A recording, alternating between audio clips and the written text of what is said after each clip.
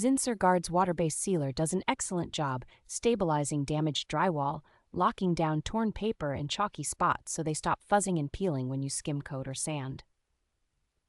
Its thin, water-based formula soaks deeply into porous materials like plaster, joint compound, and old texture, leaving a clear, hard shell that takes paint very evenly. I find it especially useful over old wallpaper paste and adhesive residues, where it helps prevent future blistering and bubbling when you repaint or skim over the area.